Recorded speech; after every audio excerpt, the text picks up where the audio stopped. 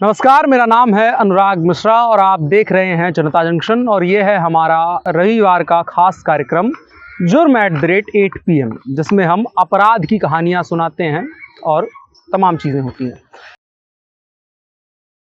पिछले एपिसोड में हमने आपको ब्रह्मदत्त द्विवेदी के हत्याकांड की कहानी सुनाई थी और उसमें एक बात निकल करके आई थी कि वो मायावती के बेहद करीबी थे। तो आज उसी से जुड़ी हुई कहानी है, ब्रह्मदत्त द्विवेदी से जुड़ी हुई कहानी है, मायावती से जुड़ी हुई कहानी है, उनके रिश्ते को बखान करती कहानी है। और ये कहानी उस चीज़ की है जिसने उत्तर प्रदेश की राजनीति में 24 घंटे के भीतर इतना तगड़ा तख्ता पलट किया, इतना तगड़ा परिवर्तन किया जो उत्तर प्रदेश की राजनीति में आज तक कभी नहीं हुआ था। 2 जून की तारीख थी, 2 जून 1995 और 3 जून 1995। इन 2 तारीखों के बीच में मायावती, उस समय पर समाजवादी पार्टी की सरकार, मुलायम सिंह मुख्यमंत्री हुआ करते थे। मायावती के समर्थन से मुलायम सिंह की सरकार चल रही थी और मायावती उसमें सहयोगी के तौर पर भूमिका निभा रही थी। लेकिन 2 साल तकरीबन सरकार चल चुकी थी और 2 जून 1995 आते आते मायावती लगभग इस चीज़ की तैयारी कर चुकी थी कि वो उत्तर प्रदेश की भारतीय जनता पार्टी के साथ में जाकर के सरकार बनाएंगी और उस सरकार का हिस्सा होंगे और ब्रह्मदत्त द्विवेदी उसमें बड़ा हिस्सा थे। तो 2 जून को ये प्लानिंग थी मायावती की कि अपने विधायकों के साथ लखनऊ के गेस्ट हाउस में जाकर के मीटिंग कर रही थी और मायावती की ये प्लानिंग थी कि वहाँ मीटिंग करेंगे और उसके बाद राज्यपाल को एक तो इस ज्ञापन सौंपेंगे इस चीज़ का कि हम मुलायम सिंह की सरकार के साथ अब काम नहीं करेंगे, और दूसरा ये था कि हम सरकार बनाने का दावा पेश करते हैं और हम जैसे तैसे जाकर के सरकार बना लेंगे। लेकिन 24 घंटे, चंद दिनों पहले जो सरकार में साथ हुआ करते थे, 2 जून की रात को कुछ ऐसा हुआ कि उन 2 उत्तर प्रदेश के सबसे बड़े नेताओं के बीच इतना सब कुछ बदल गया कि फिर जीवन भर उन्होंने कभी गठबंधन नहीं किया। क्या थी वो कहानी? तो कहानी कुछ यूँ थी कि मायावती लखनऊ के गेस्ट हाउस में थी, गेस्ट हाउस जो मीरापुर रोड पर था, सरकारी गेस्ट हाउस था, काफ़ी अच्छा गेस्ट हाउस है। तो मायावती वहाँ अपने विधायकों के साथ में 67 विधायक उनके थे, उनके साथ में कुछ लोगों के साथ में बैठ करके बातचीत कर रही थी कि किस तरह से अब आगे की सरकार बनाई जाए। वो मुलायम सिंह की सरकार का साथ छोड़ने वाली थी और भारतीय जनता पार्टी के साथ में उत्तर प्रदेश की सरकार बनाने वाली थी। वहाँ मीटिंग चल रही थी, तमाम बातें चल रही थी और अचानक से वो खबर मुलायम सिंह यादव तक पहुँचती है कि मायावती आपकी सरकार गिराने वाली होती हैं। मुलायम सिंह, जो रिपोर्ट में लिखा गया है, जिन नामजद लोगों का नाम फिर FIR हुई बाद में, उनके मुताबिक अपने करीबी बाहुबली समाजवादी पार्टी के नेताओं को कहा कि उनके विधायकों को उठा लाया जाए। मुलायम सिंह यादव ने ये चीज़ कही और वहाँ से कुछ गुंडे निकलते हैं और जाते हैं मायावती के गेस्ट हाउस में जाकर के बाकायदा मारपीट होती है, तोड़फोड़ होती है। मायावती को ये खबर लगती है कि अब हम पे हमला होने वाला है।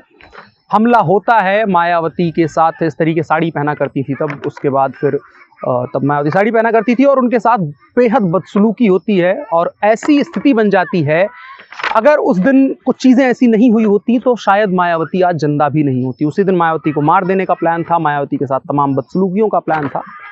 तो ये सब चीज़ें होती हैं, बहुत ज़्यादा बदतमीजी होती है, मारपीट होती है। 5 विधायकों को समाजवादी पार्टी के गुंडे उठा करके लेकर चले जाते हैं मुलायम सिंह के पास में और इधर मायावती अकेले बच जाती हैं।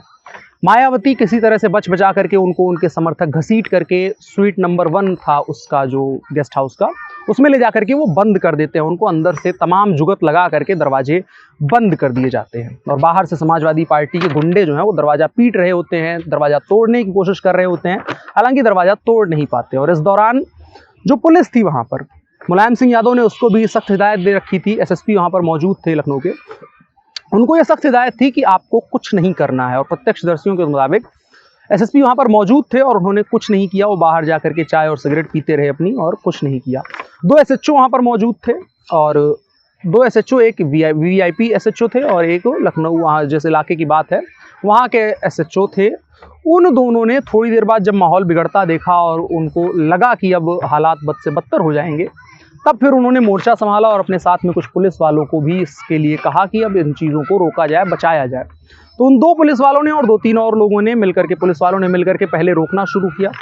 फिर उसके बाद वहाँ पत्रकार कुछ पहुँच गए और सपा के गुंडे उनको भी रोकने की कोशिश कर रहे थे, लेकिन पत्रकार थे और इसलिए थोड़ा सा डर भी होता है लोगों के दिमाग में कि पत्रकार छाप देंगे, बोल देंगे, तो इस वजह से उनसे लोग बच रहे थे। तो पत्रकार जो है, जो रास्ते में, जिस रास्ते स्ट्रीट की तरफ जाते थे वो लोग, उसकी तरफ सामने दीवार बन के वो लोग खड़े हो गए और उन्होंने उनको रोकने की भरसक कोशिश की। उसके बाद भारतीय जनता पार्टी के साथ इनकी बातचीत चल ही रही थी, तो ब्रह्मदत्त द्विवेदी, जिनको कि मायावती अपने भाई का दर्जा देती थी, ब्रह्मदत्त द्विवेदी और मायावती के बीच भाई बहन का रिश्ता था, ऐसा कहा जाता है।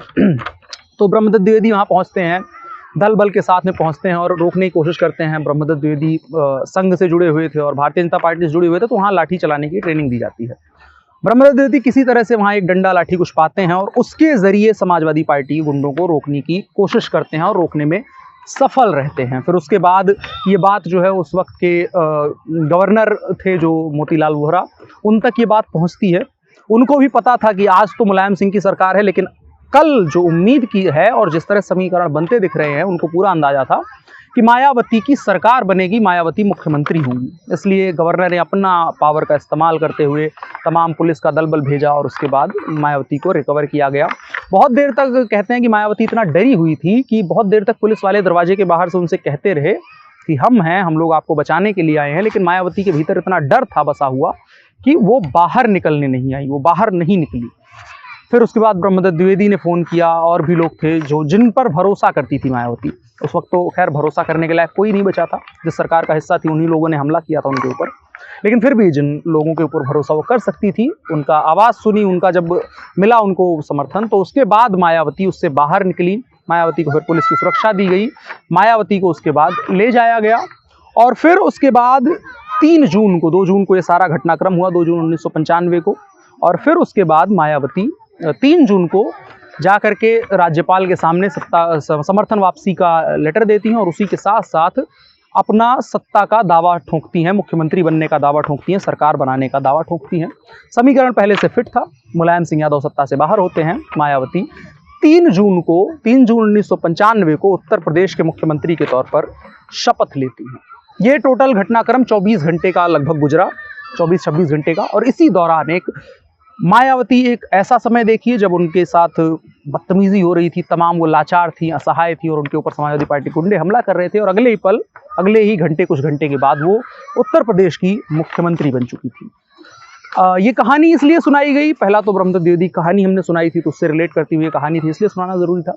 और दूसरी बात यह है कि उत्तर प्रदेश में चुनाव आने वाले हैं।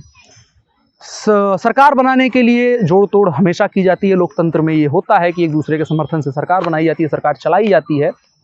मायावती ने वो आखिरी बार मुलायम सिंह यादव को समर्थन दिया था और उसके बाद उन दोनों के बीच ना कभी रिश्ते ठीक रहे और ना कभी मायावती ने मुलायम सिंह के रहते हुए समाजवादी पार्टी को समर्थन दिया। 17 के चुनाव में 3 सीटों पर मायावती और मतलब सपा और बसपा एक साथ लड़े थे और मायावती जीती भी थी। और जब मायावती फिर पीछे चलते हैं, जब मुख्यमंत्री वो बनी थी, तो उसके बाद जब वो मुख्यमंत्री बनती है 3 जून को इसका आदेश दिया जाता है कि अब जो है 74 नामजद लोग होते हैं मुलायम सिंह यादव समेत, जिनके ऊपर आरोप तय किए जाते हैं और उनको आरोपी बनाया जाता है। एक स्पेशल कमेटी बनाई जाती है, रमेश चंद्रा नाम के IAS थे, उनमें उनके अध्यक्षता में उन लोगों को कमेटी बनाई जाती है, उस नामजद लोगों पर कार्यवाहियाँ होती हैं, तमाम चीज़ें होती हैं। और इसके बाद जो एक चीज़ आती है कि किस तरह से समीकरण बदलता है, मायावती तब और मायावती अब।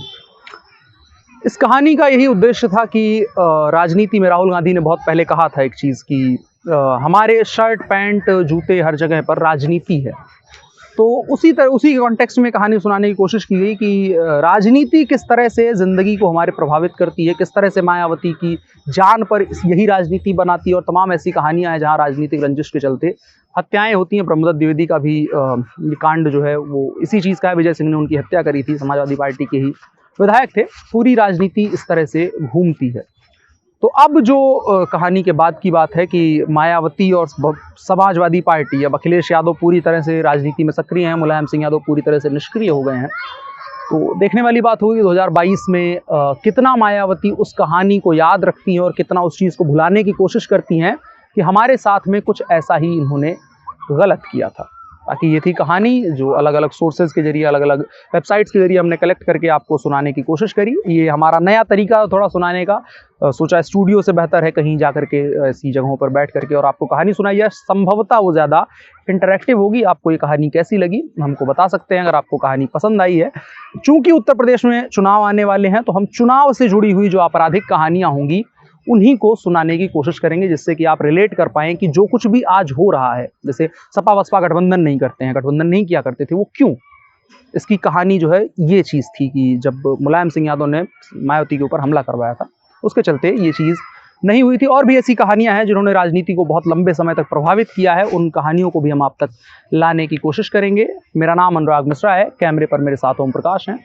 आप जनता जंक्शन देख रहे हैं। कहानी पसंद आई हो तो साझा जरूर करें। हर रविवार को हम 8 बजे आपको जुर्म @ 8 PM में ऐसी ही अपराध की कहानियाँ सुनाएंगे। शुक्रिया।